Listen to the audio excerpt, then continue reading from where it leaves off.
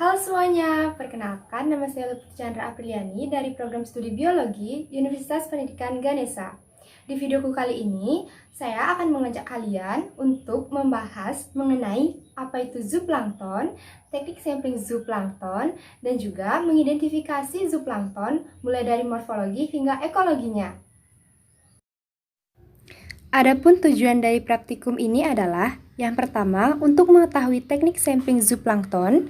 Yang kedua, dapat mengidentifikasi zooplankton, serta dapat mengetahui morfologi dan ekologi dari zooplankton.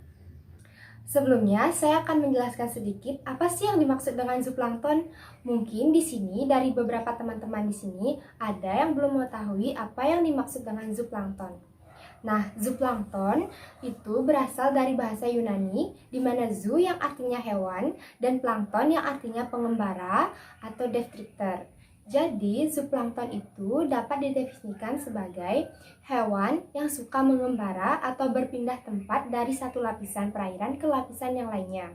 Nah, zooplankton ini meskipun memiliki ukuran tubuh yang kecil dan susah untuk diamati dengan mata langsung, akan tetapi zooplankton memiliki peranan yang sangat besar untuk ekosistem, di mana zooplankton ini merupakan hewan perantara antara konsumen dan produsen. Nah, zooplankton seperti yang kita ketahui, ada yang termasuk herbivora, tapi ada juga yang termasuk ke dalam karnivora. Zooplankton yang umumnya itu herbivora memangsa fitoplankton, dan selanjutnya zooplankton akan dimangsa oleh ikan-ikan kecil atau pemangsa karnivora lainnya. Zooplankton memiliki ukuran tubuh yang kecil, sehingga dalam sampling dan juga identifikasi zooplankton diperlukan alat-alat yang khusus. Alat dan bahan. Adapun alat dan bahan yang diperlukan dalam sampling plankton yaitu plankton net atau alat sampling lainnya, botol sampel, cool box, dan kertas label. Serta alat yang digunakan untuk mengidentifikasi zooplankton yaitu mikroskop, objek gelas dan cover glass, serta pipet tetes. Dari alat dan bahan yang sudah saya sampaikan tadi, mungkin dari teman-teman ada yang belum mengetahui apa yang dimaksud dengan planktonet. Nah, planktonet merupakan alat khusus yang digunakan untuk menangkap zooplankton, di mana pada bagian mesh atau pada bagian jala dari planktonet ini sudah diukur dan disesuaikan dengan jenis zooplankton yang akan ditangkap. Nah, ada 3 cara dalam penggunaan zooplankton net ini untuk menangkap zooplankton. Di mana yang pertama, dengan menampung air dalam ember sehingga sudah diketahui jumlah atau volume dari airnya. Kemudian, dapat menggunakan plankton net ini dengan gerakan vertikal atau dengan gerakan horizontal, seperti itu. Selain menggunakan plankton net, ada jenis lain atau alat lain yang digunakan, yaitu dengan menggunakan botol, di mana botol yang digunakan yaitu botol khusus yang disebut dengan botol Nansen. Botol ini digunakan dengan cara memasukkan botol yang sebelumnya sudah diberikan pemberat, kemudian dimasukkan ke kedalaman air tertentu. Nah, di mana nanti zooplankton akan masuk ke dalam botol tersebut, kemudian ketika sudah penuh atau sudah berat akan tertutup secara otomatis.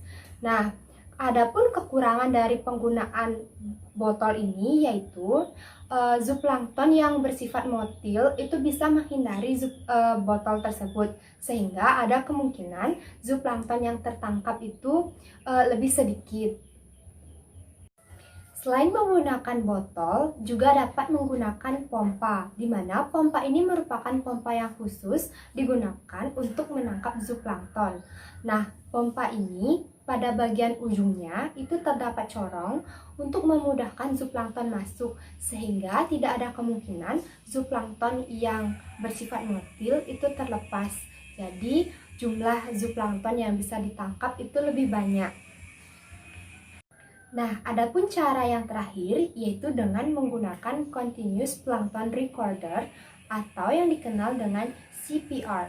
di mana continuous plankton recorder ini ditarik dengan menggunakan kapal dan planktonnya itu tersimpan pada bagian tabung yang sebelumnya sudah terdapat jala yang digulung sedemikian rupa. Jadi, pada bagian tabung tersebut itu sudah diisi dengan formalin, sehingga zooplankton yang sudah tertampung di sana otomatis mati dan telah diawetkan sampai nanti diangkat ke atas kapal. Setelah proses sampling, selanjutnya kita mengamati dan mengidentifikasi jenis zooplankton yang sudah ditemukan tadi. Nah, untuk mengidentifikasi zooplankton itu harus dilakukan di dalam laboratorium. Mengapa demikian? Karena kita memerlukan peralatan yang khusus seperti mikroskop, pipet tetes, cover glass, dan juga objek glass tentunya. Nah, untuk proses pengamatan ini sebelumnya kita juga harus sudah mengetahui jenis-jenis zooplankton yang mungkin ada di lapisan-lapisan air tertentu. Seperti jenis zooplankton apa aja sih yang ada di danau, di sungai, dan di ekosistem perairan air tawar lainnya, dan juga jenis zooplankton yang ada di laut, seperti itu. Contohnya, saat sampling, kita harus bisa mengidentifikasi mulai dari bagian antena, bentuk tubuh, cara mereka berenang, bentuk telur, warna, karapaks, dan lain sebagainya. Untuk menentukan spesies apa sih dari zooplankton tersebut yang kita temukan tadi, seperti itu. Nah, tidak hanya itu, kita juga perlu mendokumentasikan gambar dari zooplankton melalui mikroskop agar menjadi bukti dokumentasi nantinya. Nah, sebagai contoh, di sini saya akan mencoba untuk mengidentifikasi zooplankton, yaitu jenis atau spesies Bosmina sp atau kutu air. Hewan ini disebut kutu air karena penampilan fisik dan gerakannya mirip dengan kutu darat. Anggota Bosmina sp memiliki antena yang besar yang melengkung ke belakang di atas kepala. Umumnya yang memiliki antena adalah yang betina, sedangkan jantan tidak memiliki antena. Serta Bosmina sp memiliki karapaks yang terlihat seperti cangkang terlipat yang menutupi bagian terbuka di sisi perut dan posteriornya. Kemudian, ukuran panjang betina dari 0,4 hingga 0,6 mm, sedangkan jantan berkisar antara 0,4 hingga 0,5 mm. Serta jenis zooplankton lain yaitu Moina sp. Moina sp memiliki keunikan yaitu berwarna merah karena mengandung hemoglobin, serta Moina sp ini bergerak dengan aktif dan memiliki bentuk tubuh membulat dan segmen badannya itu tidak terlihat. Pada bagian ventral kepala terdapat paruh dan pada bagian kepala terdapat 5 pasang apendik atau alat tambahan yang disebut dengan antena, di mana pada bagian kedua antenanya juga memiliki fungsi sebagai alat gerak. Sedangkan 3 pasang alat tambahan lainnya itu berupa alat tambahan. Nah, tubuh Moina sp ditutupi oleh cangkang dari kutikula yang mengandung kitin yang transparan, di mana bagian dorsal punggung bersatu tetapi di bagian ventral atau perut berongga dan terbuka, serta terdapat 5 pasang kaki yang tertutup oleh cangkang. Nah, ruang cangkang dan tubuh bagian dorsal merupakan tempat pengeram telur. Pada ujung pos abdomen terdapat 2 kuku berduri kecil-kecil.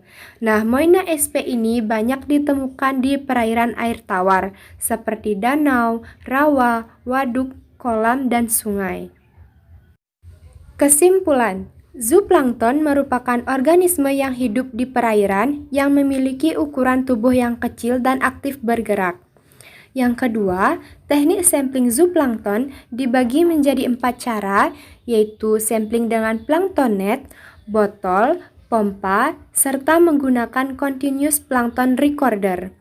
Yang ketiga, identifikasi zooplankton dapat dilakukan dengan mengidentifikasi morfologinya.